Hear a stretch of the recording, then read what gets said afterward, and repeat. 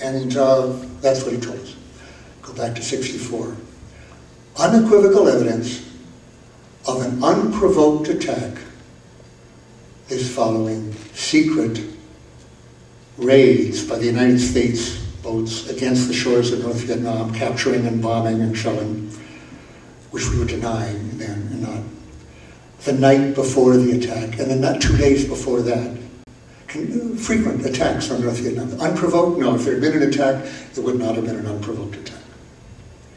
In international waters, well, yes, when the alleged attack took place, they were in international waters, but not when they thought the attack started, when they were within what North Vietnam claimed was its territorial waters. They were moving out of it when they thought they were under attack. International waters on routine patrol. These were destroyers. I know the first day that I was in the Pentagon that this was what's so-called a solo patrol, an intelligence patrol destroyers, which were not only sailing close to the coast in order to pick up telephone or radio communications, but particularly to make provocative moves towards North Vietnam to cause them to turn on their radars, thinking they were under attack, so we could plot all the radars so we could bomb them later. That was the routine patrol, which of course the North Vietnamese knew very well what it was doing there in terms of the electronic purposes of it. International waters, unprovoked falls, and finally the biggest lie of all. We seek no wider war. Now, I didn't know all the planning that first day, but before the Pentagon, before the resolution was passed, and certainly within days after that, where I was sitting, I knew that the Pentagon had been hard at work since the spring of '64, but intensely at that time, planning a wider war against North Vietnam. Now, Goldwater, the Republican candidate, the Air Force Reserve Major General, my rank, you know what, in all these years I've never thought of that. I had the same rank as Goldwater. But he was also a senator who was on the Armed Services Committee. Yeah, I really did just look at that. And it's kind of interesting because, well, let me come back to that.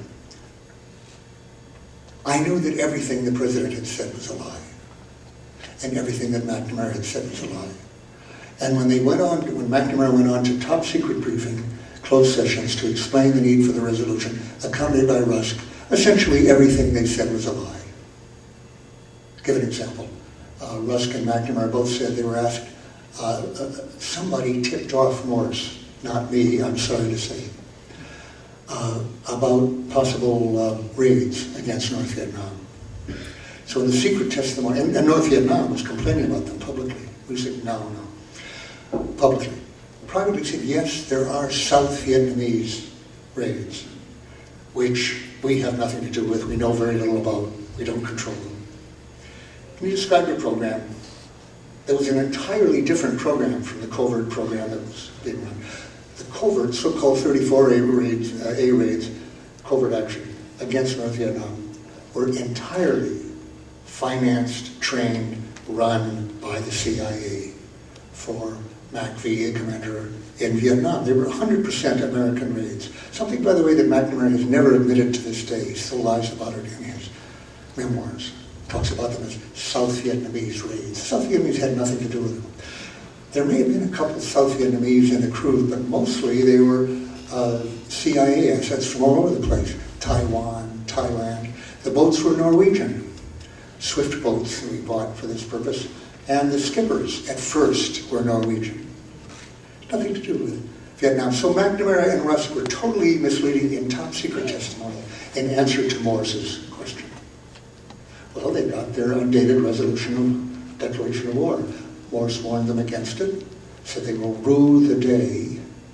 But he and Senator Gruening were the two who voted against it at that point, because most of the senators, it was a almost two-thirds Democratic Congress at that point. It became totally two-thirds after the election. I think they had 67 Democratic senators after the '64 election. This was a little before that. And they wanted to show a united front, and even the Republicans. They all voted for it. because they wanted to show a united front against the North Vietnamese. No splits, nothing to encourage the North Vietnamese. And the Democrats wanted to take the issue away from Goldwater because Goldwater was saying, you should be stronger here, you should hit North Vietnam, he was saying. And the president was denouncing that while planning it with my help, working for McNaughton and McNaughton. So the campaign was run on a fraud. We seek no wider war. Against the candidate who psychoanalysts lined up to say that Goldwater was nuts. And even Republicans crossed over in large numbers, giving LBJ the largest popular vote margin in history up till that time. And I'm not sure, it might still be on electoral votes. Nixon got a landslide later during the war in '72. But LBJ was ahead in some respects that never surpassed. On a fraud. There was, in fact, no major significant difference between them. There was a difference between him and Goldwater. Goldwater wanted to follow a much more aggressive policy, going up to the borders of North Vietnam in the bombing, risking war with China much more aggressively than LBJ wanted to do. So from that point of view, it was good that you had LBJ instead of Goldwater. In fact, it would have been a bigger war, probably war with China, very probably a nuclear war with China. And LBJ was against that.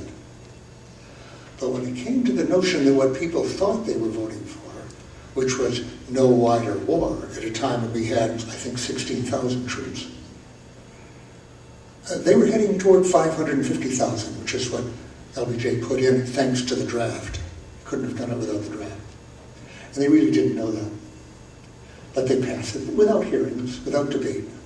They passed it. Not a good precedent. Well, the precedent was exactly followed, as I say, in the fall of 2002, and the Congress is on the way to following it right now on Iran. Did they learn a lesson from Vietnam? Well, Senator Byrd, who was one of the two senators still remaining who had been in Congress at that time, still in the Congress Senate in 2002, the other was Ted Kennedy. They both voted against this and very passionately, and Byrd said, I beg you, do not make the mistake I made back then. He said, I've regretted it all my life. Don't do something in 2002 that you will regret all your life. Well, on about all their lives, I think Kerry probably regretted it in 2004, that he had voted for that. But they went ahead and they ignored that, just as they were ignoring Webb yesterday. And how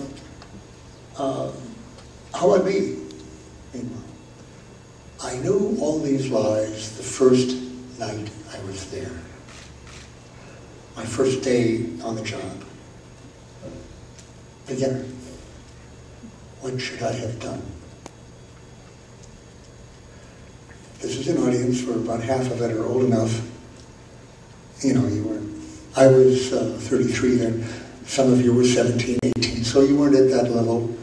Maybe somewhere. How many actually, there are people here who are actually my age. I'm 76. Are anybody here that old? Can I see hands? Just a couple. Okay. You're a woman. They didn't have women in the Pentagon in those days, particularly. What should I have done? Now, Senator Morse, anybody volunteer? I'd be happy to hear. What should I have done? I knew Congress was being deceived into a declaration of war, and that the public was being totally deceived into a landslide victory for a man who was about to plunge them into a big war.